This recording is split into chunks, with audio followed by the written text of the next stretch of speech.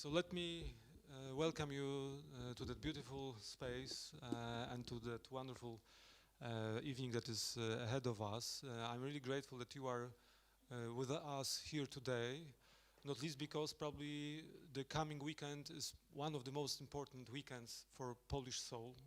So many probably of you will go visit the graves and also our saints tomorrow, maybe even today, and I think the date is also telling, and also for Polish soul, the day is also very telling, because 1st of November is the moment when we think about our ancestors, when also ancestors, I hope, think about us, that we are in the communion of saints, and I hope that also that sense of tradition, of continuity, will stay with us for the evening to come. The title of our evening, of our meeting, is in Polish. It's easy to say. It's Hesperialista w Polsce. I was wondering how we could translate it into English. Whether it's the Hesperialist in Poland, the only one, or a Hesperialist. So it would include that there are many Hesperialists. So even in that translation, I think we see also the difference between our languages. I was watching you, David, and you exchanged some thoughts in German, some thoughts in English. Maybe we can also exchange some thoughts in Polish and in French, of course. So you know, we are really European now. Different languages are here spoken. It's a little bit like Pentecost, that we can also, you know, use languages to convey the meaning. But I told David that this is his evening. My role is just to introduce a little bit more David to Polish audience, to you here, also to our audience in internet, so that we can get to know you, not only your ideas, but also your identity. And identity is an important term for you. I want our viewers to get to know David Engels, to get to know who you really are. So let me share my initial interpretation of you. Okay? Okay. We were thrilled to bestow wonderful prize, Courage and Integrity, and you are now in line, as you underlined, with Roger Scruton, with George Wielki, so great minds of 20th century or 21st century, great conservative minds, and you are one of them. And even in that title, Courage and Integrity, there's something of a polarity. And I think that, and this is my interpretation, that you are men of polarities. There's a polarity that, on the one hand, you are a person, a man of integrity. So you are keeping, one could say, your identity very close. But then courage is about movement, about going forward. So there's something that we are integral, we come back to ourselves, but on the other hand, we move forward. And I think that even in that title of our prize is polarity. There's polarity kind of inscribed. But you are also a man of, you know, different polarities, and there are many of them. So there's that polarity between European scale, and maybe universal scale, and localism. Poland, on the one hand, and it's even inscribed in the very term you introduced. So it's Hesperialism. It's an abstract term. There's that modernism there. But on the other hand, there is that vision of ancient Rome that is not about abstractions. It's about activities. It's about something that is concrete. So another polarity: modern abstraction and concrete experience. Another polarity would be Poland, margins of Europe, although we know that we are heart of Europe, but probably from Brussels, from the place that is close to your heart, we are on the margins. So there's also that polarity between center and periphery, and you leverage that polarity. there's a polarity between hope, and for me it's striking that you are so much about hope for Europe. You know, I don't have so much hope, and I don't know whether people in that audience have still hope, and you have still hope. And I even thought at one point that Hesperialism is not about the distant, you know, territories of Europe, but it's also about, you know, espérance, about hope. So that there's also something about moving forward, about hope, but also realism. That we are also a really, maybe not real politics thinker, but we are a realistic thinker. Okay, so now I see, I know what you mean, that I have to keep closer. So also you are very realistic about Europe, about danger of Europe, of deconstruction of Europe, but also danger that is the danger of centralization of Europe. So to make a long story short, I want to ask you, David, whether that interpretation of your trajectory, of your life, is correct. So are you a man of polarities? Are you a man of somebody? Are you a man of somebody who tries to leverage those polarities rather than being deconstructed by those polarities? And isn't that the source that gives you, you know, adventures in your life that are taking you from Brussels to Poland, from Poland then to Brussels, then also collaboration with Hungary? So to make my question really precise, are you a man of polarities, David? Well, first, thank you very much for the invitation. I'm really happy to be here this evening and to have this possibility also to exchange with you, with all of you, about these subjects. And I feel really humbled by the possibility of being here to speak here with you. I think probably the interest of this evening is most certainly less in my person than rather in somehow the example or the archetype or paradigm that perhaps part of my trajectory may be, and with which many people could perhaps also identify themselves. Concerning polarity, well, yeah, this is a really interesting question about which I did not really think so much. My first answer would be that, of course, with my family name Engels, I would try to transcend polarities into a dialectical, yes, let's say, so we are a dialectical. So I think from that point of view, I'm probably rather a dialectician than really a dualist from that point of view. And of course, as I've said so often, I may have this family name Engels, but there are no known family relations with the big Friedrich Engels. I mean, Engels is not so unusual as a family name in, let's say, the western part of the Rhinelands and so on. So it's not like Schmitz or like Müller or that kind of thing, but it's not absolutely unusual. So as far as at least my family tree goes back, there is no link with Friedrich Engels. But I have this interest in Hegelianism. That is indeed true, and in triadic or dialectical structures. And that's why I would also say that I would try to transcend these polarities.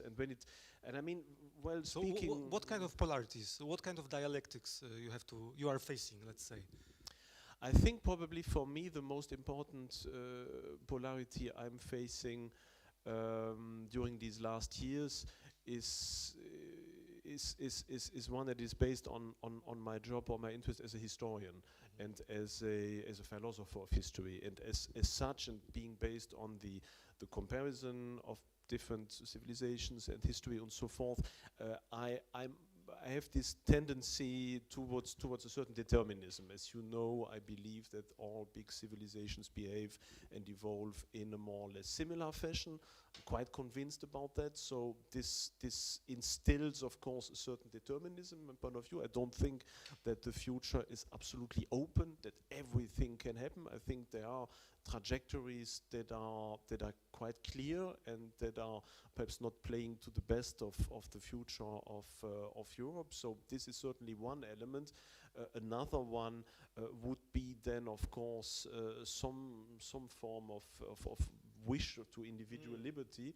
And I think that probably the moment where in the dialectical movement you would have some form of synthesis is this endeavor somehow to make the best of our period and to try to understand what the limits of our freedom may mean for us. And this may sound, of course, very abstract as an entry into the matter, but I mean, as you brought it up, speaking about polarization, so I answer with something that might be very abstract, but I think that we are all living in this historical moment where we see that history is evolving like a juggernaut, like an enormous bulldozer that is destroying a lot of things, and where we have this impression that this will continue, that probably there will be a lot of damage that will be done in the future, that many things will be lost. That is certainly one of these things. On the other hand, we have our individual hope. We would like to have something totally different of that. We are dreaming about freedom, about tradition, about dignity, about God, and so forth. But we know also that we can't probably realize all that to the extent we would like to. And so trying to find not a compromise, because it's not about a compromise between extremes, but trying to find a solution where both make sense and where we can make sense of history somehow, and where we can find a moment that could transcend this opposition. That is something I'm striving for, and I think that is the big how to say, the big test of our time, to which we have to find a solution. I'm sorry, this is very abstract, of course, but I guess we will. You can always ask if it's too abstract. I told that there is also one polarity between abstraction and something that is concrete. But I think that this is like a crucial distinction and crucial, let's say, dialectics in history. On the one hand, this is necessity, historical necessity, and then hope and freedom and liberty. And you try, even when you say that there is kind of evolving of history in one direction, when the moment you say it, you give us a little bit more freedom, because we become conscious of that. So then we can a little bit maneuver that. So let's make it more concrete. We have the dialectics between necessity, historical necessity, and freedom. And there was one great Polish historiographer, Jerzy Topolski, who titled his book "Necessity and Freedom." He tried to understand, the meaning of history. He came from Poznań, so I'm looking at Justyna Schulz. I don't know whether you knew him or not, but he was one of the finest Polish historiographers and also, let's say, philosophers of history and precisely of historiography. So what is concrete, what you see ahead of Europe? So what will happen? You say, the damage will happen. That might be the evolution of Europe or centralization of Europe. On the other hand, you also compared Europe to Roman Empire, Republic. Yeah. So to the Republic, and your peers didn't like that comparison. So you were scapegoated for even thinking that we can compare Europe to Rome. So what's ahead of us? What concrete experiences will await us in future, like in 10, 20 years? Well, I mean, Poland has the advantage of being a bit behind this evolution, of course, in comparison to Belgium or to France or so, as you all know, even if your country is obviously trying to catch up as soon as possible with all the evils that have already happened in Western Europe, unfortunately. But yeah, I mean, it's not a very positive outlook, of course, but I guess that's also why you invited me, because of course, my vision. I mean, there are many disasters ahead. There's the demographic disaster, especially here in Poland, where the demography and the natality is absolutely catastrophic, where your entire nation is just disappearing in a couple of generations, basically. So this will have enormous consequences. There's of course mass migration. That's not so obvious yet here in Poland, but it is of course disastrous in the rest of Europe, and it will lead to a total change also in politics, because already now the French government, the German government, the UK government, they don't have just to deal with their own autochthonous population, but there are so many people from other cultural backgrounds with their imperatives and their point of views that are influencing politics, that a new politics is emerging that will affect also Poland, even if Poland should somehow manage to stay a bit afar from that evolution.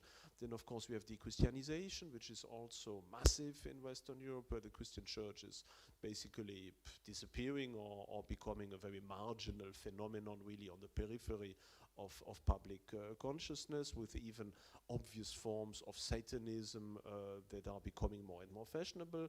Think about this horrible opera called Sancta, I think, in Stuttgart, for example, these last days, with open blasphemy and whatever on the main stage. Or think about Toulouse some days ago, or the opening ceremony of the Paris Olympic Games and so on. So this is something that is becoming more and more obvious. Also, so the disappearance of religion, of transcendence. Then we have, of course, many other things like the evolution of artificial intelligence, which will very clearly contribute also to the emergence of some form of very authoritarian state, of measures of controlling society, of a social credit system. I think all that will emerge with more and more people that will lose their jobs in private industry, and that will be taken over then by the state. Already now in France or in Germany, the state, let's say the level of people employed by the state to do jobs without much usefulness, basically shifting Excel documents from left to right, or responding to some useless mails. This will become an everyday reality, so that we will have a gradually polarized society with the large masses of people being basically employed in some kind of what is called bullshit jobs just to survive, which are basically useless, but would make them which produce enormous leverage for the state to be sure about their political allegiance, and that will be fed through panem et circenses during their lifetime. Whereas on the other side, we will have these billionaires that become some form of new nomenclatura, basically. So some form of very strange mixture of ultra-liberalism and socialism on the other hand. I think that is something that is ahead of us with the disappearance of the middle classes and democracy as we know it. So I think all these are things that could add many others, but these are things that will be happening, I fear. And I don't think we can avert them. I don't think that just by being idealist and wanting to fight against that it will be possible to find that, to fight that. I think this is really the future we will be heading for. Of course, we need to resist. We need to find an alternative. We need to construct resilient parallel societies, as I've tried to show in this book, that was written basically even long time before I moved to Poland. But all of that will be very difficult, and I think this is what awaits Poland also. And it has been, if I may repeat something I've said very often, one of my frustrations these last 6.5 years since I moved to Poland, to see that basically the large parts of the Polish society don't want to see that. They prefer imitating the West, thinking that every error that is committed by Paris or Berlin or Brussels needs to be repeated in Warsaw. So there has been, at least on my side, an enormous sense of frustration, seeing exactly the same thing repeating once again, just in the Polish background. So I have this impression that basically everything I lived through as a youngster and as a young adult in Belgium is repeating itself now in Poland just in acceleration. And I try to say stop, avoid that, and nothing is happening basically. I even had this moment when I published my book, What is to be Done, which, as I said, has been written essentially in 2000, I would say 2014, 2015, that the manuscript had been written, and then nobody wanted to publish it even in France because they said no, it won't sell and so forth. So basically I just said, well, like so many other manuscripts, I just kept it in my drawer and waited for some time, and then I had this possibility in 2019 finally to publish this somewhat older manuscript. And when I reread what I had written in 2015 or so, from the perspective of at that moment living in Poland, I thought, well, I was perhaps much too pessimist at that time. Perhaps I was wrong, and living in Poland is so great. The future will perhaps come from Poland, from the Visegrad countries. This could be a real game changer. This could be the better Europe that we would be able to build. So I was extremely positive, and on the last pages of that book, I really had this hope of ex oriente lux and so on, so that even there might be something new emerging from Poland. And I really even had some scruples saying, should I really publish it? This is so pessimist. And now, when I see what is happening in Poland, I'm once again feeling like yeah. You are not pessimistic enough. Exactly. Now it applies. Okay. Exactly to Poland. I see that some of the people also who read that book at the beginning saw it rather as some warning of a strange guy coming from Western Europe on things that would happen very differently in Poland.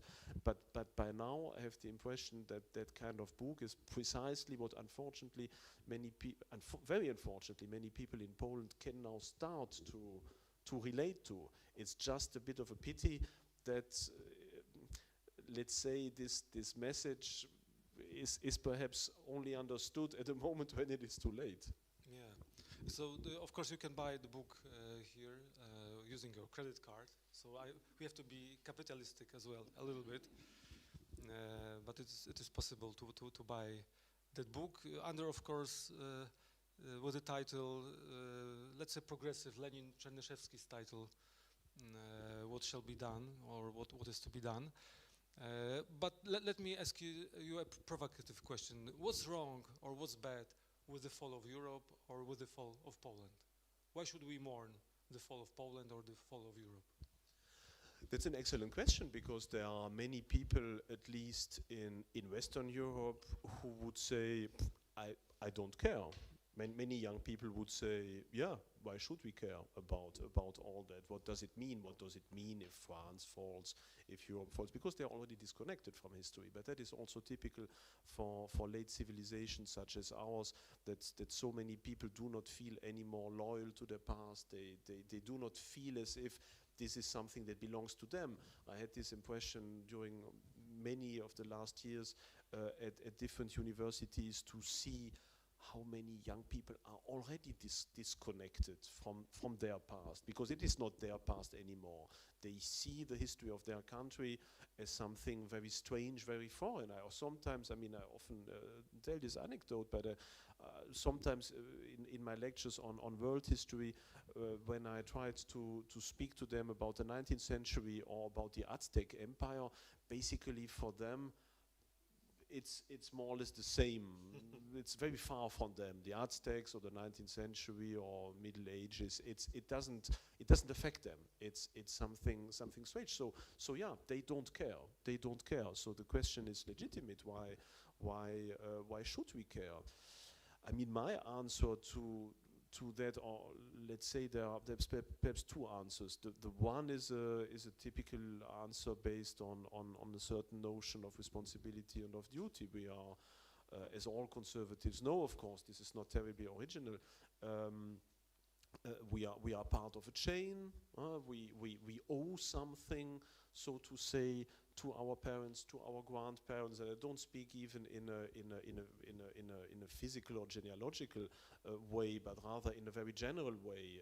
We are the result of hundreds or even of thousands of years of people working, people fighting, people having hopes, people not consuming things, but trying to accumulate them so that their sons or their children could have a better future. But these were bad people, weren't there?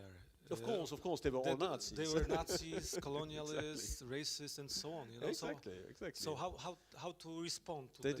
That is the thing that is how can we be loyal to our ancestors who are portrayed like that? What's your answer? That is, of course, how also the case of Germany is very interesting, because in Germany this has been and to a certain degree with the justification, but has been one of these countries where the severance of historical memory has been the most brutal after 45, because there was this idea that basically the entire German history since Arminius and the ancient Germans somehow led to Hitler, and that everything had to be forgotten because there was this hour zero, 45, everything starts anew, everything that was before was wrong. So the German case is of course very particular, but I see that this deconstruction that in the German case could have a certain justification of thinking about really one's own civilization, one's trajectory, and about this total catastrophe that was the Third Reich, that this kind of reflection now of course starts also many other countries. I mean, in France there is also this idea that basically the entire French history is just following up of diverse crimes of colonialism and the Crusades and the witches and whatever. So yeah, but to return to the initial question, I think we have this responsibility. It is an error to think that we can invent ourselves. Of course, there's a certain degree of responsibility which we have, but we are what we are not just by accident, but because we were willed. We were willed by a society. We were willed by our parents. Well, perhaps not everyone, but basically this is this idea that we are part in a chain, that we have a responsibility that goes to the past, that goes to the future. So we need to care, because what we are are it thanks to a certain history. The other element of answer is that we need to make a choice. And I think that is really the crucial point. We do not need to venerate the past for its own sake. That would be wrong. If we consider ourselves as conservatives, even then we need to do a choice, because that becomes more and more obvious, especially in Western Europe, when people think about, okay, we are conservatives, but what do you want to conserve? Is it the absolutely ultra-liberal, extremely materialist society of the German Wirtschaftswunder, or of the everything goes American civilization of the 1980s? That is not something I would like to conserve. Is it the deconstruction of tradition in the 1968s? That is also not something I would like to conserve. Do we like to conserve, of course, the materialistic errors of racism and of socialism? No, probably neither. So conservatism doesn't mean anymore just looking towards the past and thinking that the past for its own sake is better, because we now need to go further and further into the past to find things we want to conserve. There is not much at least in Western Europe, there is not so much in the 20th century that really should be conserved, at least from my point of view. So we need to do a choice, and I think that the main element of the choice of what we want to conserve is, of course, transcendence. And that would be the answer. Why should we care about our civilization? We should care about those elements in our last 1,000 years of history or so that themselves tried to reorder society in view of transcendence, of the immortality of the soul, of the importance of natural law as being a mirror of the divine creation, of our wish to have a meaningful life that is not just a life of consumption and of materialism, but of an endeavor to be nearer to God. And our European history in these last 1,000 years has given us enormous examples of that kind of way. And so why should we care about Polish history, about European history, or French or of German history? Well, we should, of course, look into history, what we can identify as moments that were useful, that had a sense in themselves, and try to emulate them. Because we can't reinvent everything ourselves, and if we want to find, for example, our way to transcendence, to God, to immortality, and so on, well, we have this enormous treasure of Christian thought, of also philosophical thought on the transcendent base, and that is something that needs to be conserved, that needs to be cared for. So that would be my two answers to that. Yeah. So would it be that civilization for you is a way to God? Would you define Western civilization? Yes, but I think all civilizations are a way to God, yeah. Oh wow, wonderful.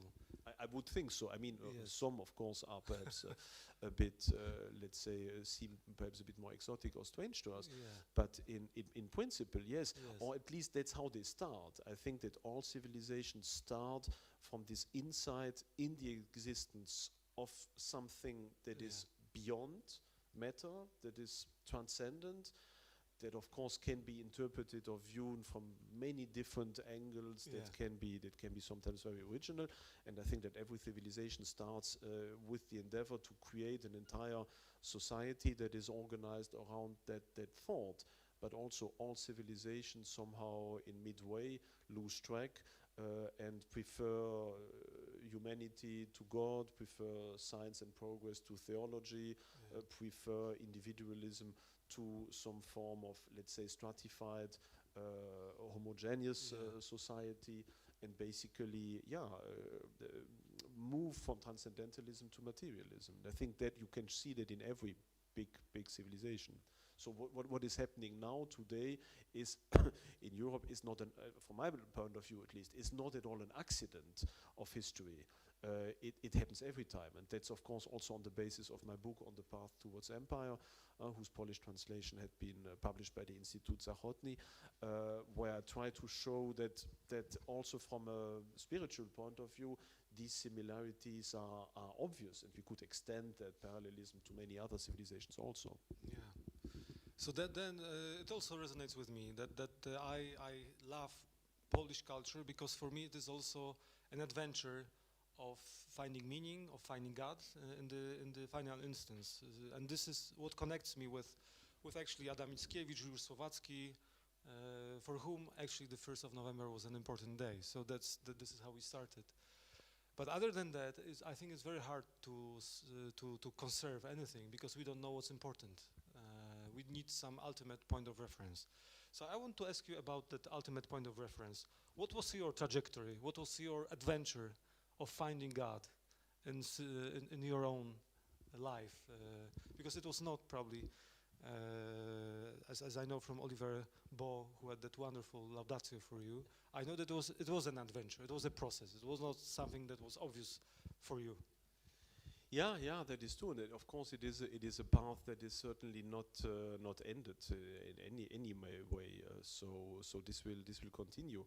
I mean, as Olivier also described, I've had a Catholic upbringing. My parents are Catholic. I've Baptist, gone to communion, and so forth. So it's not that if I came from an atheist background, my parents are also honestly seeking for something. But let's say that at least for me, as a youngster in Belgium, I was not so interested in these questions. You were like your students, weren't you? No. Let's say that I had difficulties with the Catholic Church as I saw it at that time. I saw these horrible churches in concrete. I saw masses where people are just playing the guitar and loving each other. Basically, my religious upbringing in school was basically about teaching us that everything is just about socially loving your neighbor, but God or the Trinity or so on, all that was of no interest. So it was an absolute secular vision of a purely social Christianity without any real transcendence in it. So I have to say that I despised that religion. I thought, this is so crazy. How could people for 2,000 years be fascinated by something that is so mediocre and so without any form of interest? And basically it is only through a series of many steps, and also one of these being, but there are many others, for example, the discovery of the Tridentine Mass, of the Latin Mass, that I suddenly learned that even from a ritual point of view, everything I thought was the typical Christian Mass was not that typical at all, and to the contrary, was basically something extremely different from what the Mass and the ritual was about. So that was, of course, one of the points where I started to understand the fascination, also the aesthetic fascination of the ritual of the church. That was one of the important points, and that was mostly thanks to Martin Mosebach and Martin Mosebach's wonderful Heresie der Formlosigkeit. I'm not even sure if that has been translated into Polish. Heresy of Formlessness, probably not. I think there isn't even a French translation of that wonderful book. So that was one of the steps where I understood that this church, as I knew it in Belgium, was not that typical at all. To the contrary, it was just some very late form of a religion. But of course, there has been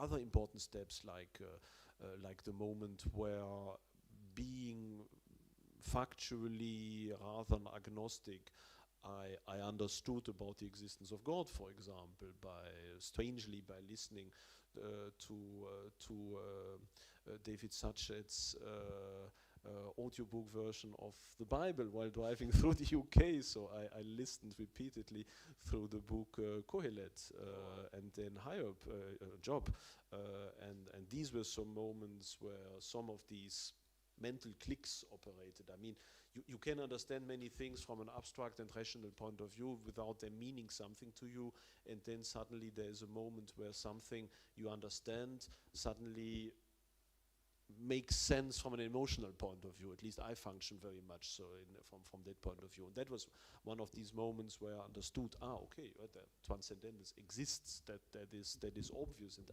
I share it because there is this element of the immortal soul and of the intellectus that can understand and mirror and be identical with God. So that was another important moment. Also the insight in the incarnation of Christ, which I understood also much later. Also strangely, probably people will kill me online for that, but while reading a book on Taoist concepts of immortality, because I'm often very interested in Taoism, and when I read about Taoism and how this concept of man becoming God, and there was one of these moments where I thought, also some click happened where I thought, okay, now I can accept something that for me was a real stumbling block. You don't have to worry whether people will kill you or not. They will kill you anyway. I mean, exactly. Online. I wrote about that so often also. I mean, other important moments for me when it comes to my spiritual voyage, and as you see, I'm interested in other civilizations. So very often my discovery of my own Christianity went through discovering spiritual elements of other civilizations that gave me this foreign look and this understanding through other civilizations of my own history. For example, the practice of Zen meditation, which may now seem very esoteric and so forth, is something that gave me enormous, let's say, enormously to my own capacity of let's say, of recollection, of unification with God. And when I read, for example, that the practice of Zen meditation is something that existed in Christianity in the Middle Ages, that there are whole treatises like the treatise of the Cloud of Unknowing by an anonymous English monk, probably from the 15th century, that describes in all detail Zen meditation, but reinvented from a Christian point of view, and who only reflects a practice that must have existed in Christianity for many centuries. That is also something where, let's say, Christianity and the union with God became something that doesn't just exist on the paper, but something that I can practice every day, basically. So and that is why, from that moment, also mystical thought, like Master Eckhart, for example, but also Saint Therese of Avila, and that, let's say, this more mystical branch of Christianity became very important for me from a very purely practical point of view, because I started not just to read about things, but to practice certain acts. So these are many of these different steps that led me more and more into, let's say, a certain interest for spirituality that is not just a bookish, rational interest, but that is an everyday practice. Mm-hmm. And so often when I see that when I speak to people about Unio Mystica, the possibility of really experiencing God in oneself, I see that people always think that this is about a theory and not something that is, as it is, something that can be reproduced from a very practical point of view. Yeah, I was wondering whether you meditate also while speaking to us. So because I also feel that courage. I was wondering also after your speech when you got that medal, Courage and Integrity, that you are actually not afraid. That was my impression of you, and I was wondering why you are not afraid, because it's hard for you to find a place in Poland. It's hard for you to find a place in Europe, and still somehow you are not afraid. Is it also connected with that spiritual life of yours, that you know that they can scapegoat you and they can kill you, but actually you have Christ and you have saints just behind you?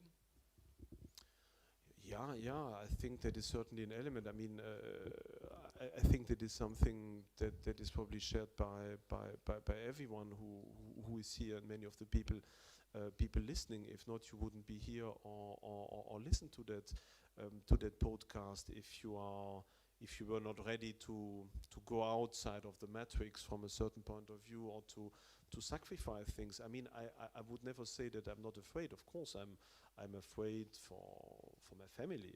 Of course, that is a huge fear I sometimes have. I'm a family father. I've 3 kids. So of course it's.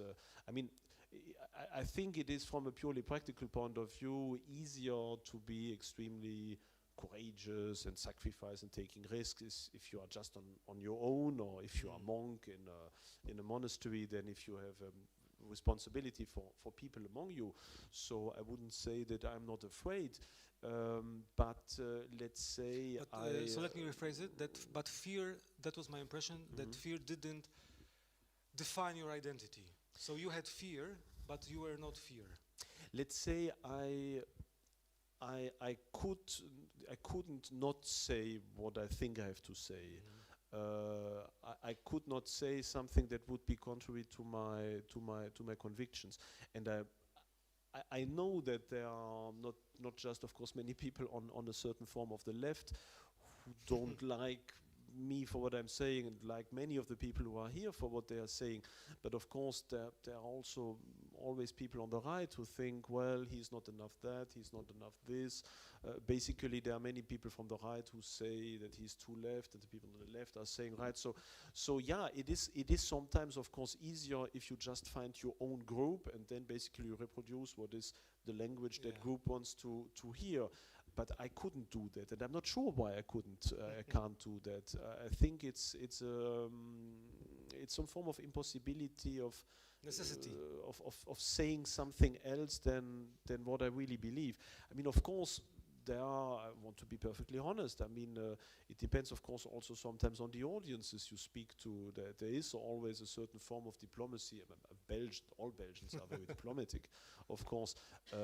Ways of explaining your thought in order to adapt them. I mean, if I try to explain about loving European civilization to a Catholic audience or to a left audience, of course you choose other words, you choose other examples, you put an accent there and perhaps not there, or the other way around, in order to lead people there, because you have to take people from where they are to be led somewhere. But I at least would like to lead all these people to a certain point, and that point is always the same, and I couldn't not do that. So yeah.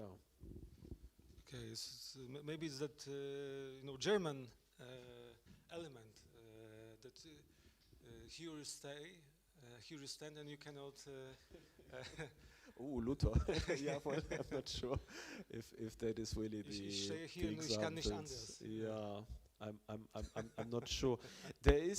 I'm not really sure if that is that German, because without wanting to go into Germany bashing or so, but I think in Germany there's a certain tendency towards consensus, towards being like the others. I think that the German nation is profoundly apolitical. And that is, of course, not very original to say that. Everyone knows that. There's this even the caricature of the German Michał, who is so apolitical in his head. Basically, many Germans want to have a state that functions and not being disturbed by politics. I think that is something that explains this phenomenon Angela Merkel very well, who consciously depoliticized politics and played the role, let's say, of that form of apolitical prince or king or whatever that is just governing people without and trying to speak about the lack of alternatives and so on. So I think that the Germans are perhaps not necessarily the example of having this wish in them to derange others. I think that is probably something that is a bit more Latin. Okay. I think that many French people, I mean the French, the Italians, perhaps partly also the Spanish, are I think more political as nation.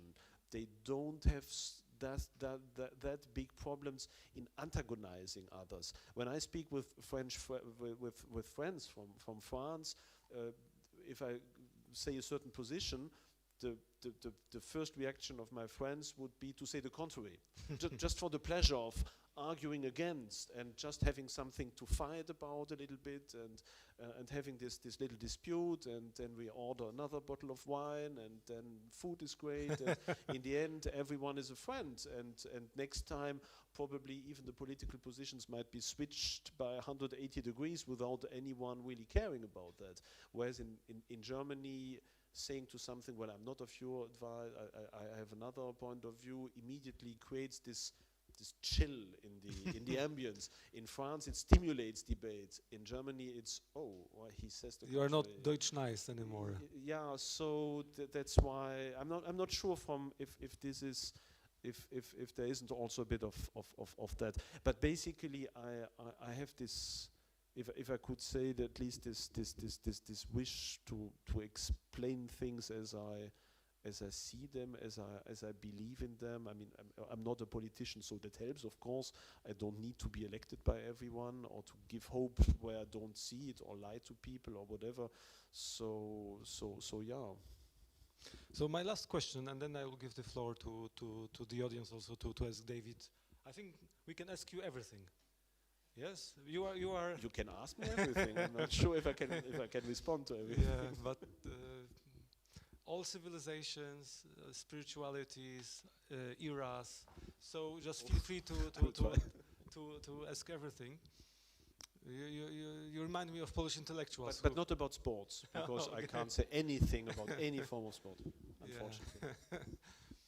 So I'm also interested in your creativity as a scholar, and part of it is probably comparative work, but also invention of new terms like Hesperialism.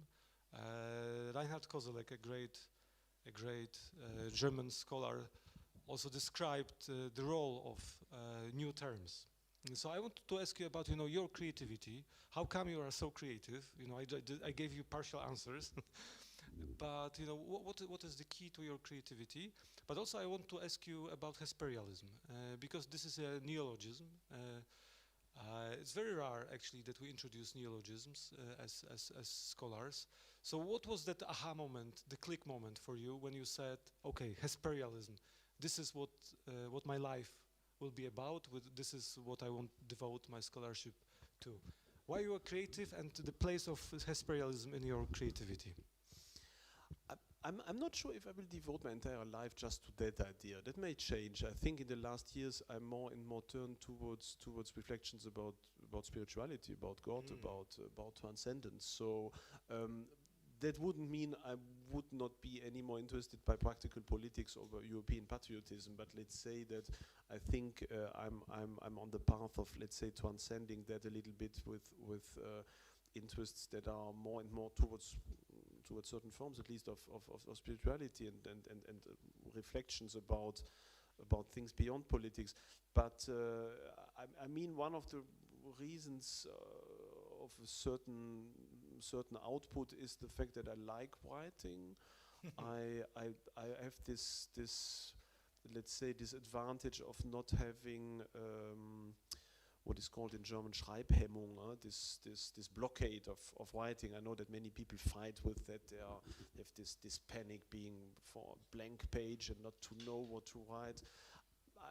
I have that very rarely. Sometimes it happens, but basically I can write quickly and much. That is something. And of course, one of the things that is the most blocking for me is that I'm very often asked to answer the same questions, basically. So, for example, questions like what is European identity, or what do you mean by Hesperialism, or what are the parallels with the late Roman Republic, that kind of thing. I must have answered to that at least 500 times, probably. So there is this moment where I think, my God, once again.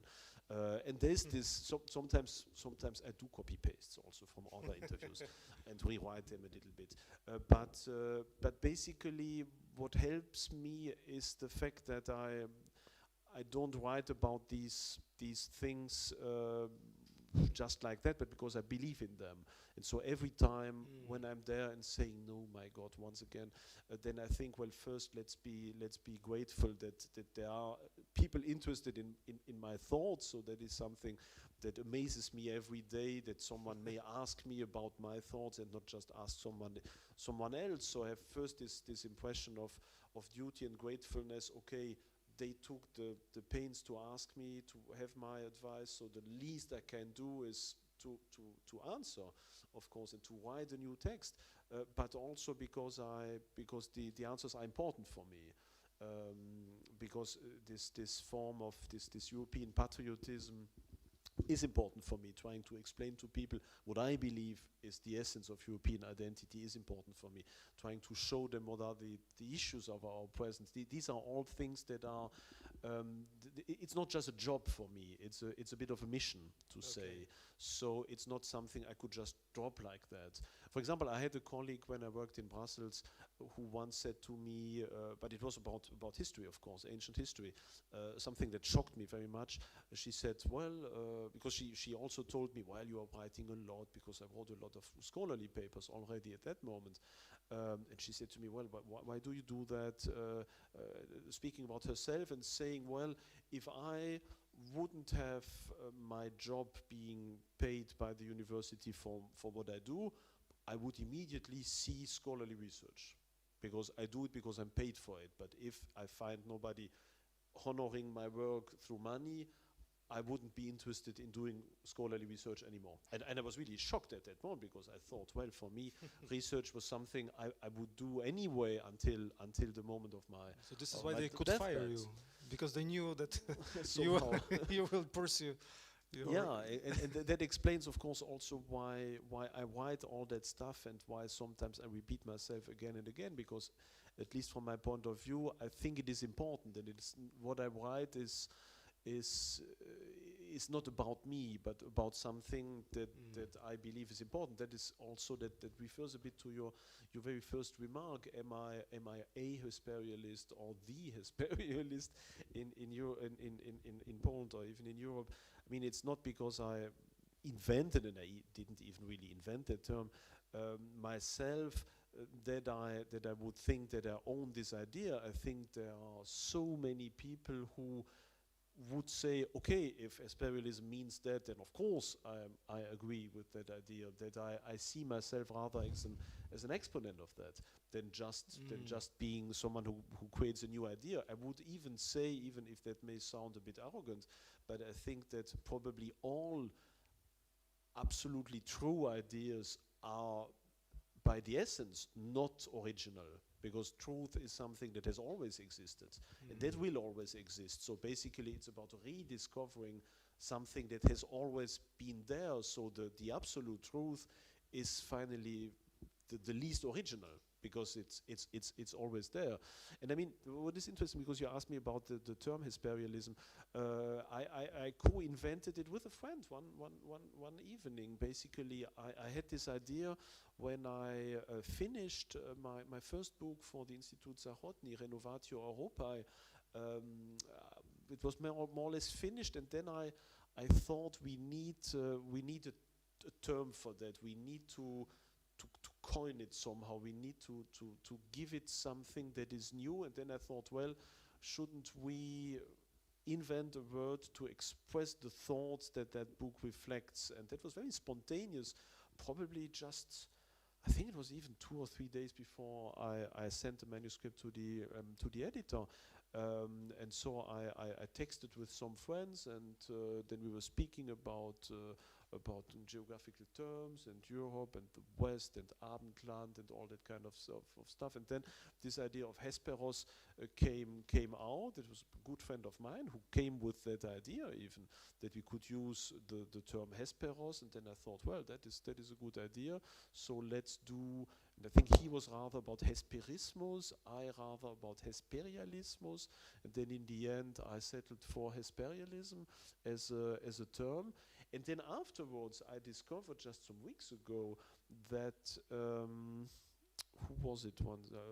I'm not even sure now. I forgot the name, but a French conservative author of the early 20th century had already used Hesperial as a term to express some form of love for the West, but not Hesperialism, but as an adjective, Hesperial. But I discovered it some weeks ago during an interview, which is even online, when I was confronted with a quotation and asking me if I was influenced by it. I said, well, I never heard about it, but it's so just to say that even this idea, in the end, it's not necessarily about originality or so, but about giving a term to something, coin a new term, and hope that perhaps one day some people may use that in order to express something that is there, but that couldn't really be formulated as easily without having that word.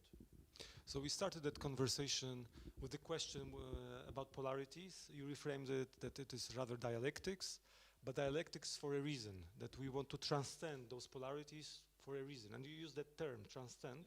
And then it came up that we are here talking actually about transcendence. So not some horizontal transcendence, but really vertical transcendence. So maybe we can leverage all those polarities, all those tensions, only with somebody who is above, with a true transcendence rather than revolution. So this is what I'm taking from that conversation. I'm just wondering about you, people gathered here in the audience, whether you have some questions, some comments about everything. Except sports. Yes. So probably, so we have to give. I just flicked through the book. I haven't read it, of course, yet, but you're giving a lot of different pieces of advice here. And I just, my question is whether you've seen any of that working already, or is there any hope, in fact? This is my question, yeah? Because if you're giving advice, it means that you believe that something can be done, right? But have you seen any results or any progress in a positive way? Well, we need to see hope or progress for whom. Is this about now Western civilization, or is this about Poland, or is this about us as an individual? And this book has been written as a more apolitical book. So it's not necessarily about political advices for society, but it is addressed to the individual. Because, as I said, I wrote it in 2014, 15. In a situation where I lived in Belgium, where I worked for a university, where I became more and more marginalized, unfortunately, where I was in the middle of a town that was already at that moment largely Islamized already.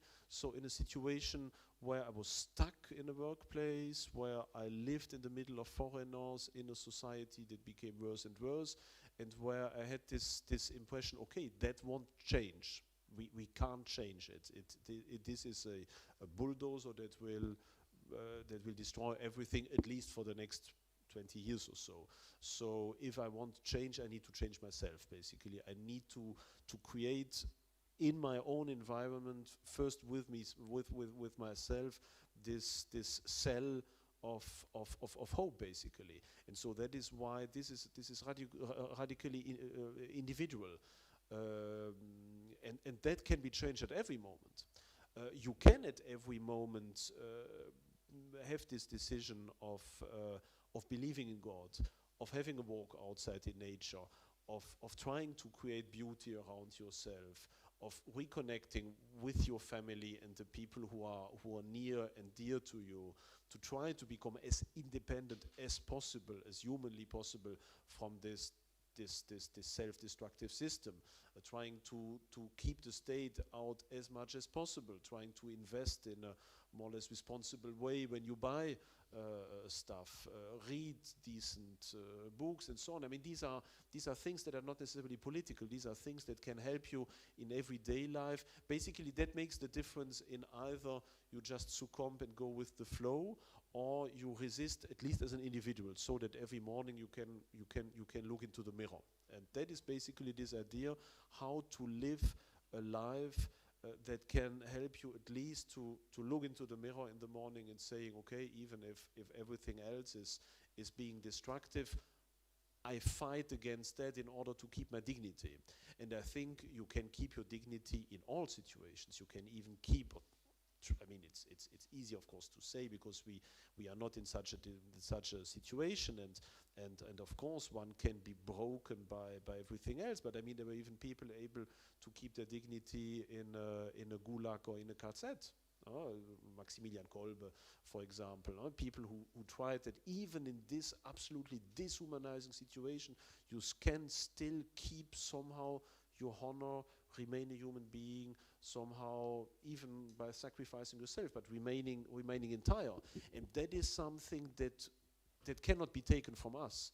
And as long as that exists, there is hope, of course. There is hope for yourself, because something else that we shouldn't forget, and that I insist on more and more, because I think I become probably less and less political and more perhaps a bit spiritual in many ways.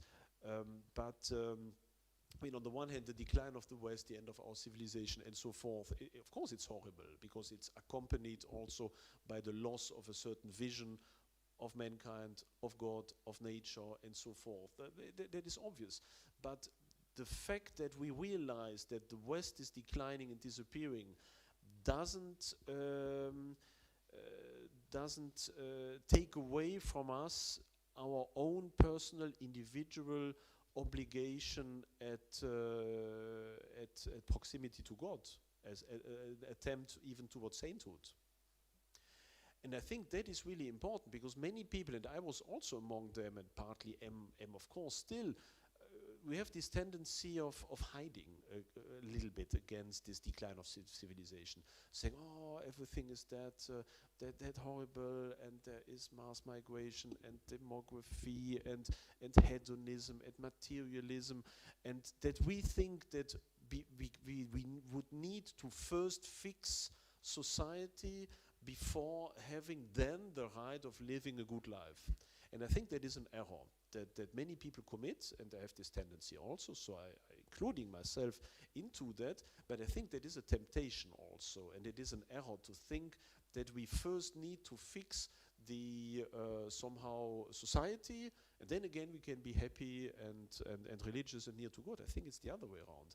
I think that nobody can take away from us this absolute and first and foremost responsibility, which is that we need to find our way to God and to practice our proximity to God every day. And that is, I think, the ultimate aim. The rest, of course, is also important because it can help or not. I would be the last one saying, oh, politics is not important. To the contrary, we see how important politics is, because if we have a politic that is trying to close or demolish churches, to ridiculize Christianity, to import people from other religions in order to create havoc and also spiritual, let's say, uncertainties. If in schools people are already young kids are somehow taken away from Christianity, in a society where mass media is just around downplaying Christianity, of course in such a society it is much more difficult for people to find their way to God, because the door towards transcendence is not closed, because nobody can close it because it is in us, but that door is nearly closed, whereas there can be societies where this door is big opened. In the Middle Ages, where everything was about God, where every action, every minute of your day was just an endeavor to take you by the head and to push you into the way towards God. So of course politics is important, and we need to work for, again, a society that can work alongside this wish to open the way towards transcendence. But politics can only open that door or help to open that door so that everyone sees it. But it is up to us to go through it. And this is an action that is not a societal action. This is a profoundly individual action. And I see that many people forget about this ultimate and most important step, that is individual sainthood. And I think this I use that word without any arrogance, because we all know how difficult, even impossible for most of us it is, of course, to achieve sainthood, which is logical, of course, also. But it should be our aim, and I think this aim can be realized in all conditions. In the Middle Ages, in the 19th century, in the middle of the French Revolution, after the fall of the West, in a gulag, in a KZ, I think this possibility is there because it is in us, and we shouldn't forget about that. And from that point of view, for us as individuals, not necessarily for society, but for us as individuals, there is always hope. Another question? Me? No, do you agree with the Well, the goal is I agree and I don't, because on one hand, when I was listening to you talking about personal dignity and everything, I think, of course, yes, we know that this is very important. On the other hand, it also feels like you don't have any hope for the bigger change, for the change of the society. Yeah. Oh yeah, okay. I mean, this refers, of course, to my more historical and political thought. I'm convinced that, as I said, all societies evolve, or all civilizations, I think, evolve in a dialectical manner. There is a first phase of transcendence, very clearly. In our society, it's the Middle Ages. There's a second phase that is antithetical to that, which is basically about materialism. That starts with the Renaissance, the Reformation, humanism, that kind of stuff in the 16th century, what we call modernity. That is the antithesis to the initial transcendent thesis. And I think there is a synthesis. I think that all civilizations have this synthetical phase. And if you look at other civilizations, for example, classical antiquity, well, that synthesis would be, for example, the early Roman Empire, with Augustus being the one who inaugurates that civilizational synthesis, which is a rational return to tradition.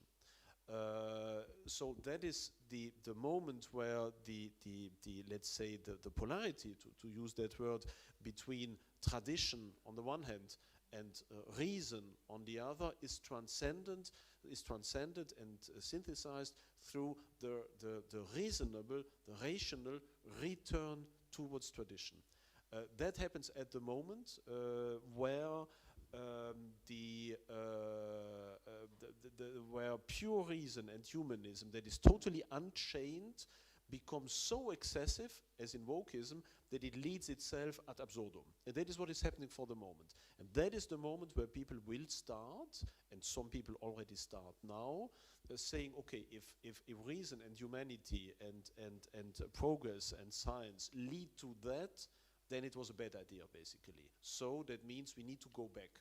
But we need to go back from a rational decision towards tradition. That is why so many young people, for example, in France already now became Christian, not because they believe, but first because they are patriots, and first because they see, I do not want to be woke.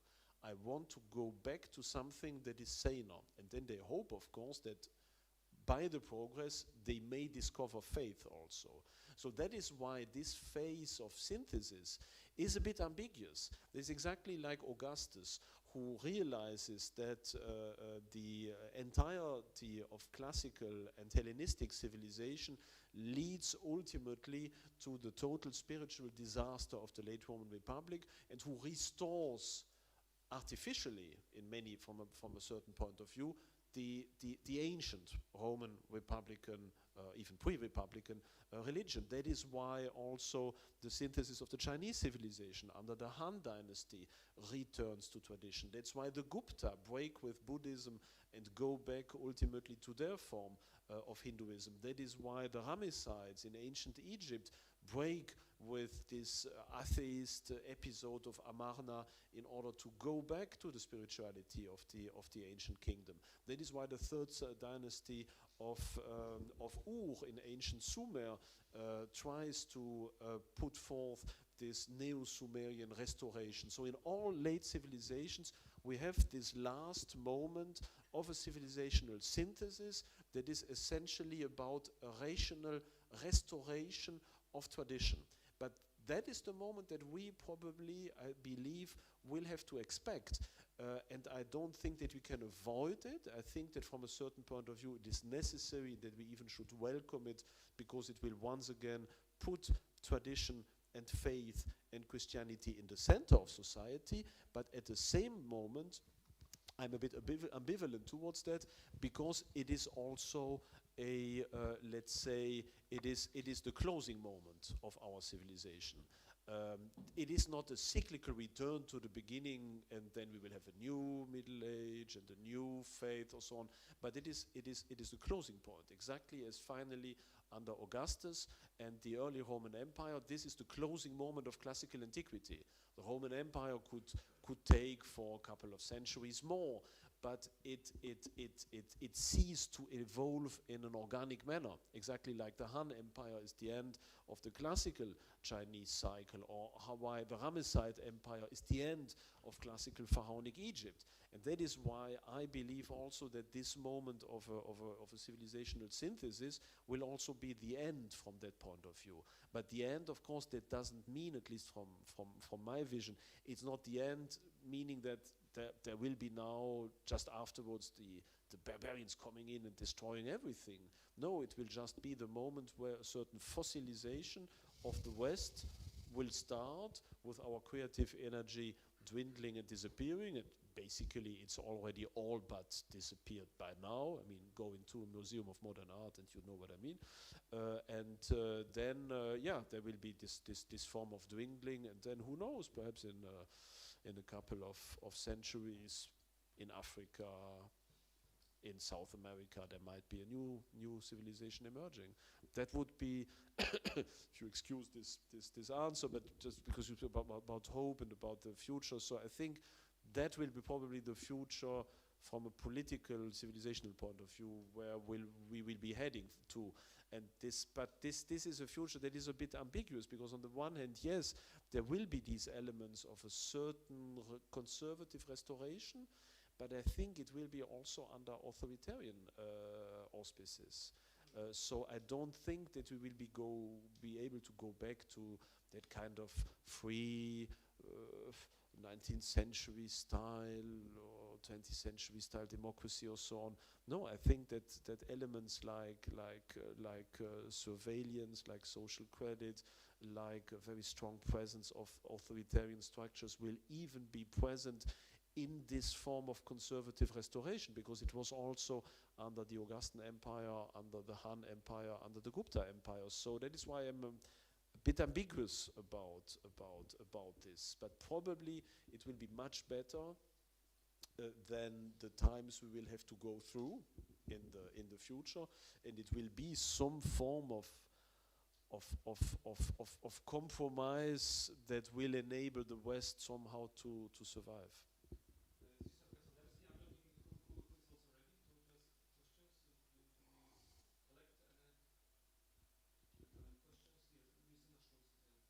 I just would like to go back to the trivial politics, but maybe not totally trivial, because I think that your position also here in Poland, in Polish intellectual life, is very exceptional, because you are thinking about Europe, European civilization in general, but we observe the tendency, of course, there is a criticism of the Union, of the current situation in Europe, but it is dominantly in the national terms. So in Poland we have, when we are talking about Europe, so sometimes there are people referring to Felix Konieczny, to his theory of civilization, but here we are the proper civilization, and we are not bothering, what happens abroad. Yeah, not feeling, I would say, as a general also solidarity. So how do you feel as of with this exceptionality of your position? And I think only one problem there's always in this, because you are trying also to formulate a positive vision, yeah, of Europe. How can you, in your preamble to future European constitution, but you refer also very much, as also in the last your comments, to the Roman Empire, or to the Holy Roman Empire. And it is also not very popular in Poland because of our history, yeah, especially Holy Roman Empire of the German nation, yeah, because our narrative is actually in opposite to this kind of unity of European civilization. So just if you can explain this a little. So that's correct. I saw that you are jotting down. So please. Forgive me my pidgin English. Stanisław Lem said once that nobody reads, and if reads, doesn't understand, and even understand forgets. So, how do you believe in writing? After Chesterton, thousands of his fantastic articles about the same. After Denis de Rogemont. That's all.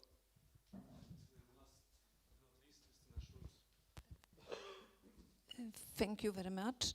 It's a big pleasure for me to hear you again. It was a big privilege for me that every time you came to Poznań, we could discuss many questions. And for example, what you said that you haven't been taken seriously with some dangers and so on, then I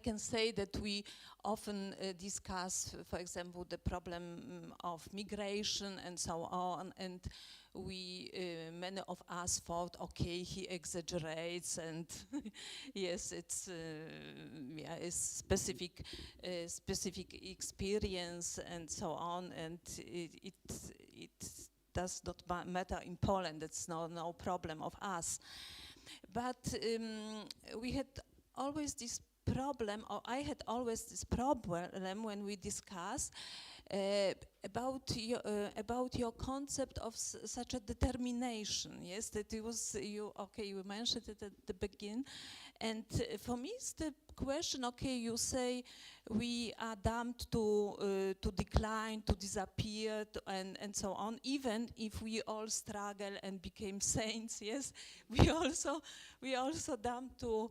irgendwie doomed to disappear. And for me, it's the question: what is your concept? What is this other power who this? Our power which is against us, yes? What is the driving power behind this development that it became worse and worse and worse from the Western civilization point of view? And the second question also, what is your assessment now? Because you said at the beginning your concept of Poland and all these possibilities we have and so on was very positive, and you were convinced that Poland has a very important role to fulfill, also from this conservative point of view, and now the result is different. And what is the reason? What in your assessment? Why it happened so? Thank you all for your questions, and they are they're also so different that I have to respond in the order. I couldn't respond as block. So yeah, first of course, also Krasnodębski on Europe and nation state and Hesperialism. Yeah, it is true that this. Let's say I care essentially about Europe, as I explained. I mean, I love Poland, I love Belgium, I love France, I love Germany, and so on. But I would not. I do not love them exclusively from that point of view. They're important for me, but for me they are not the essential point. They are expressions, facets of this general European identity, and so I see, or I discover in them first what they have in common with the others before I see what is particular to them. And of course, the reason of that is that I think, well, there are many reasons for that, but of course, as you know, I'm Belgian, from this German-speaking minority, so basically I have no national identity, because being a Belgian is a very complicated national identity. So yeah, there is some form of Belgian national identity, but it's not at all comparable to something easier like Belgium or like Germany. So from the beginning on, my main, let's say, national identity was a European identity, as I explained also in this previous speech. And that is why I tend also to discover what unites them. And if I see a church here, I think, oh, that's like a church there. If I read that poet or that philosophy, I know that he's influenced by the others. So basically I see everywhere these pan-European networks, and I see how basically we all belong together, that we all strive together, that we all live together despite our difference, and that we present different facets, different aspects of this one culture, and that is the one that is dearest to me. So my main strive and struggle is for the survival as Europe as such, not the survival of Poland or of France or of Germany, but the totality of this European civilization. And that is also why it was so interesting for me, or that is one of the reasons also why I came to Poland, because I wanted to fight here for Europe, not for Poland exclusively. Of course, I'm interested in Poland, but not more than I would be interested in the fate of France or Italy or Spain, which I don't know very well, or probably even Sweden, which I don't know at all. That's from a principal point of view.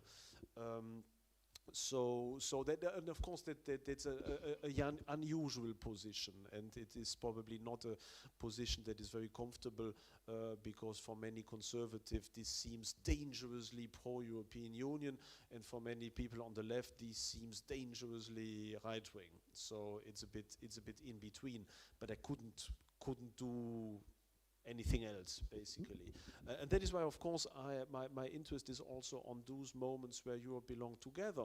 And that is also why I'm so interested in the structure and the history of these larger European empires, like also the Polish-Lithuanian Commonwealth, which I also often quoted as an example for subsidiarity, but of course also the Holy Roman Empire. And that is also one of these things that probably make, or that certainly make me unpopular, not only in Poland but also in France. I had a huge debate some days ago with Mr.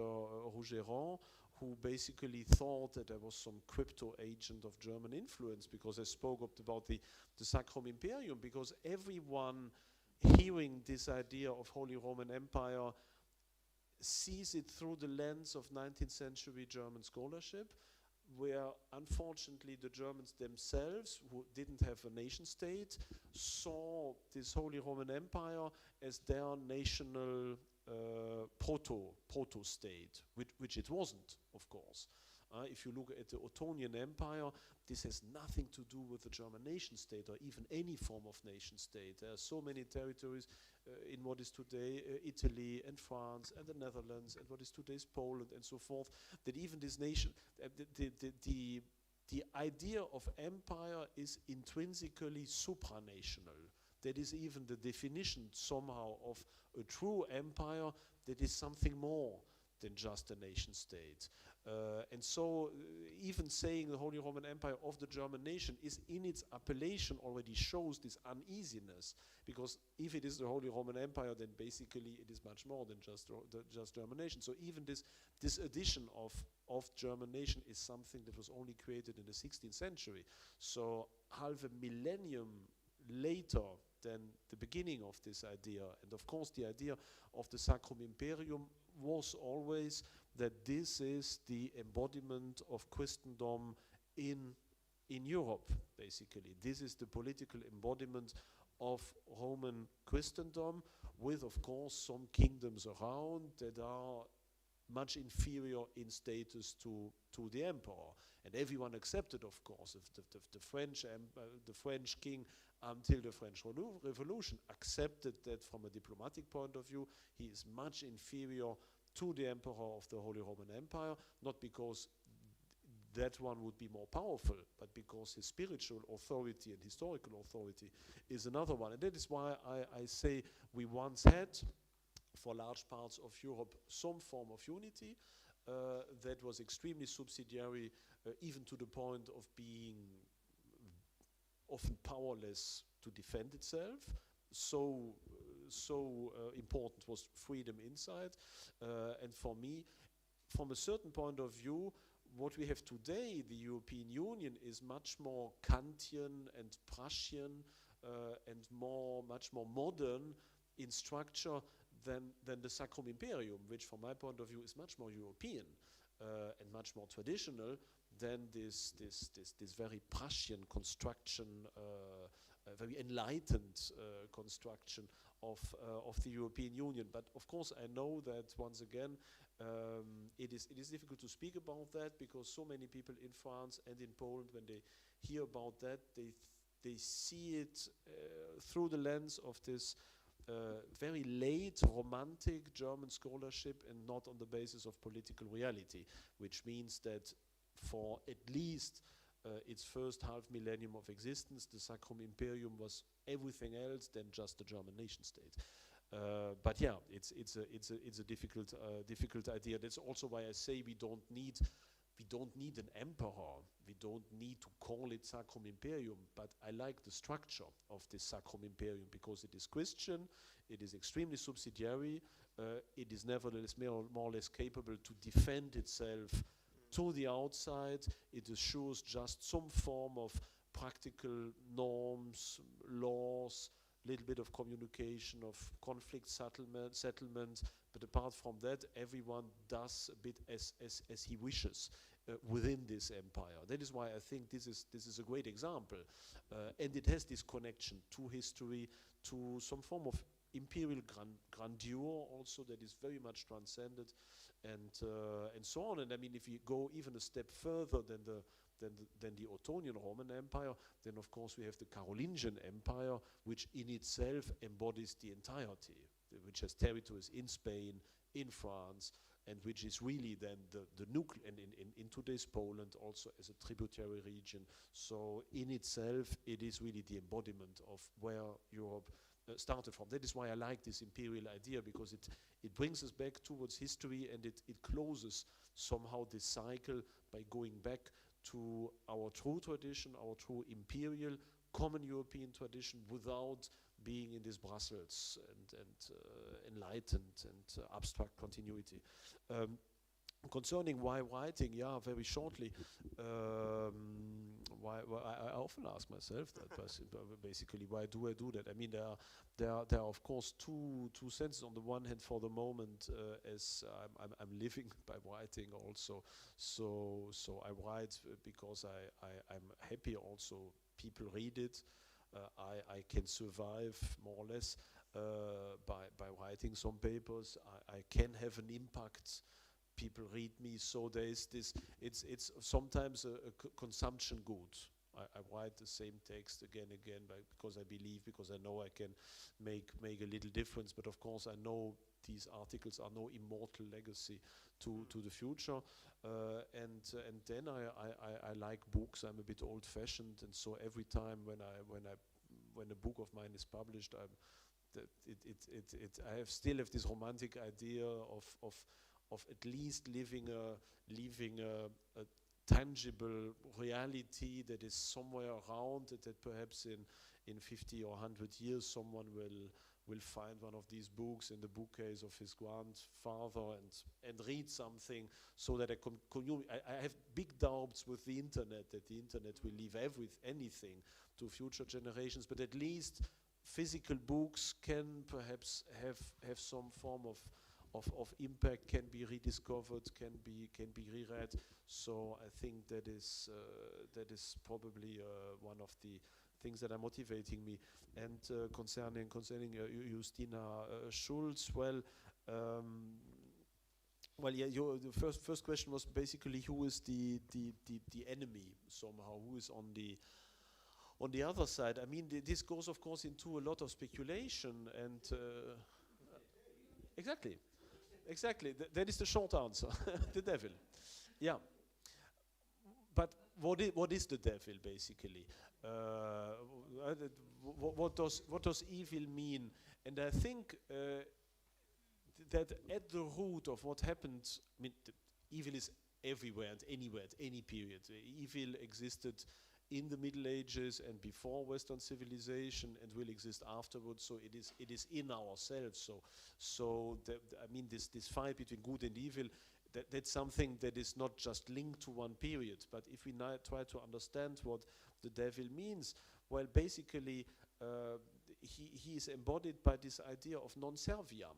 I think that is the core of what Satan is. He does not want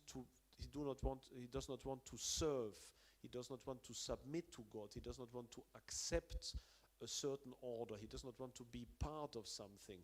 He wants to have an existence of his own outside of God. He does not recognize that everything he is only through God, but he thinks he can be on his own. And I think that may sound abstract, but I think that is basically the problem. That is why I have so big problems with this idea of enlightened humanism, saying homo mensura, the human being is the measure of all things. I think that is deeply diabolical, because the only measure of things is God. Of course, you can always say the human being has been created after the image of God, so from that point of view, he can be the measure of something else, but only if he recognizes that he exists only thanks to transcendence. It's everything or anything that is not linked to transcendent, that does not understand that ultimately he is nothing in himself and only something through God and by God and in God, means that this is the other principle, this principle of refusal. Well, why is there this negative principle? It must exist. I mean, God is infinity, God is timelessness, so God is the potentiality of everything that can exist, and that implies, of course, also the possibility of refusal of God. If not, if there wouldn't be this possibility of at least a temporary refusal of God, a temporary decision of not submitting to God, then creation wouldn't have any sense. Then the multiplicity of all things that is encapsulated in the potentiality of God would be limited, which is not possible. So God needs to give at least temporary existence to the possibility of his refusal. If not, he wouldn't be God. God is obliged from a certain point of view to tolerate at least temporary his own refusal if he wants to remain God, basically, if he wants to be God. So there is this intrinsic necessity of evil, at least as a temporary existence. And from a historical point of view, very clearly in the 16th century, with the refusal of God, with the focalization on human being, on this absolutism of the reason, emerges this very anti-transcendent tendency that now today finds its absolute culmination in wokeness. And thus it is not a surprise that at this moment, at this precise moment even of history, of wokeness, we have this resurgence in popular culture of Satanism. Once again, I mentioned that, but if you think about the ceremony of the opening ceremony of the Olympic Games, if you think about the European Song Contest with also its Satanist allusions, if you think about the Satanist processions in Toulouse last weekend, if you think about this opera now in Stuttgart, I mean, things that in the 19th century were hidden somewhere in black masses and described by Huysmans and so on as being really on the margins of society, now are becoming mainstream. They are pushed basically into your face as being positive. So it's not a surprise that things that would have been totally hidden and marginalized now become total mainstream culture, and that shows once again that everything is linked, and that wokeism today is not an accident. It is the logical evolution of at least 500 years of antithetical evolution of Western history.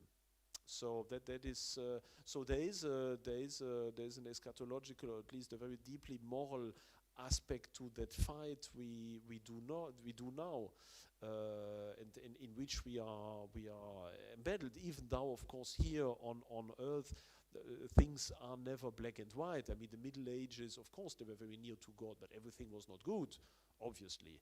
And of course, the 18th or 19th century of 20th century has seen enormous crimes, but there has also been a lot of good things. So everything remains mixed, but of course there are, let's say, general tendencies that show that sometimes one power or the other, or let's say the only power and the absence of this power are sometimes predominant, because there are these fluctuations, which is very logical because we are living in a material world, so fluctuation and imperfection is part of our existence. They must be a part of our existence. That is also why the synthesis will not be the triumph of good over evil. The synthesis is also, as I said, very ambiguous, exactly as the Augustan period in the Roman Empire has very good aspect, but has also its dark side. So we shouldn't be, let's say, we shouldn't hope too much from history for our own personal salvation. I think that is really important. Yeah, and the last point, Poland now, and the evolution of Poland for the moment, of course, that would need yet another big conference, of course. But I mean, I'm very sad about the evolution. Obviously, I feared that for many years. Still, I had hoped that it could be avoided. When I see now the evolution and the rapidity and the brutality with which everything has been happening since the end of last year, I have big doubts about the possibility during the next 5 or 10 years to change anything substantial to that. Of course, I still hope that I might be wrong. But as I see it for the moment, I think we are well headed for a long term of deconstruction of Poland.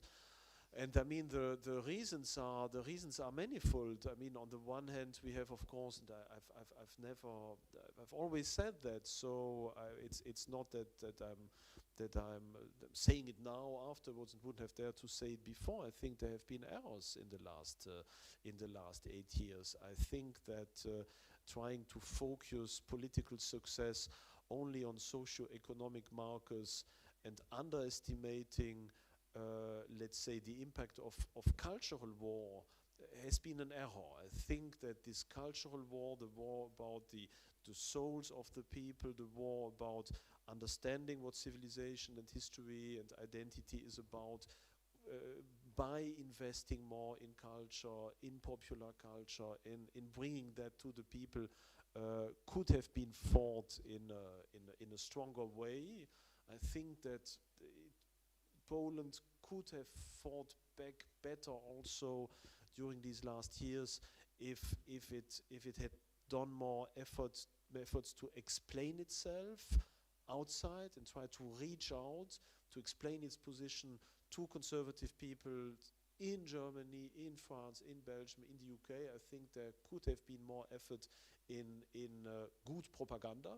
I think. I mean, you see what if how much people like the Chinese, like the Russians, like the Americans, like the Germans, like the French, how huge sums they have been spent in order to explain or spread or impose their views on people outside of their own borders. I think that Poland should have tried to do that stronger also, to become more, let's say, to explain its fight and to create sympathies. I think there much more sympathies for the Polish case could have been created by a respective effort in explaining its situation. That is one of the facts that have always, let's say,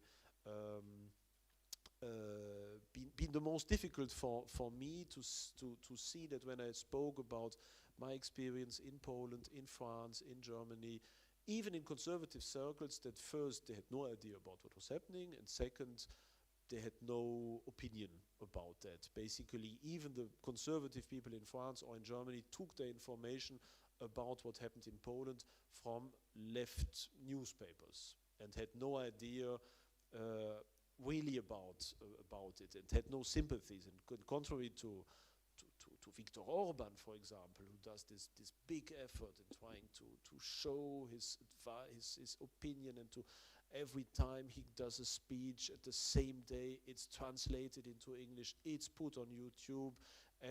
Everyone is flooded by information on Hungary, so they're really trying to fight this cultural war and this war about public opinion with big means of power. And I think that it's a bit of a pity that Poland, that could have such bigger means even in also fighting that fight, somehow remained on its own. I think that is an aspect, but could it have decided to fight? I'm not even sure about that. I'm not sure if even that could have changed the outcome of the elections, but of course it could have created another form of popular sympathy and of support and of help for Poland. So I think that, yeah, this is there are many reasons, but on the other hand, as I have often said, it is difficult to fight not only previous opposition or political powers,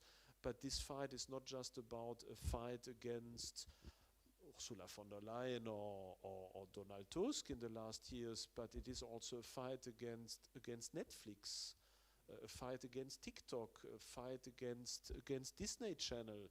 I mean, it's a fight against an entire, let's say, an entire cultural dynamics.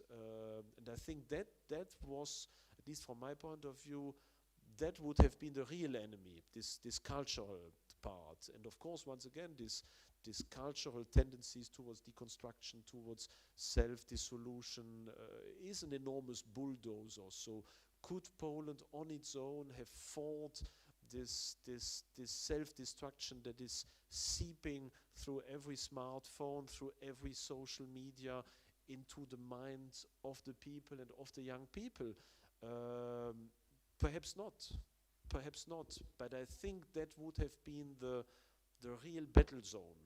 And I'm not sure if during the last 8 years it has been understood that was basically the main battle zone, not necessarily economics, that it was essentially culture. That is at least my point of view.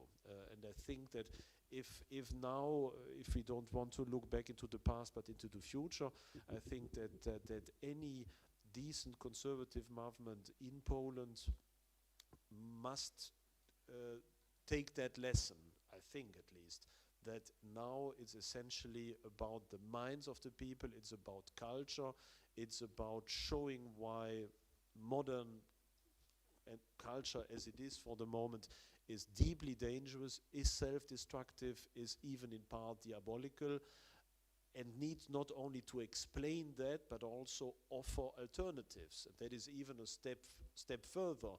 We need to recognize that where the true battlefield is, but then also we need to play on that battlefield. And of course now, after having lost the elections, the possibility of being a real player on that battlefield are much lower than before. Because it is one thing to say that TikTok is decadent, that these movies are evil, that porn is this, that is that, but we need also to offer an alternative. We need to also to create our own movies, write our own books, write do our own initiatives, have our own schools, build our own academies and so forth. And I think that is, of course, the big fight, and that I think that battle needs to be undergone as soon as possible. And the conditions now are more difficult than they would have been 9 years ago. But still, we don't have the choice. Once again, it's the only alternative we have, because we know that this is the good fight somehow. There is no alternative to it. So even if we lose it, we need to fight it until the end.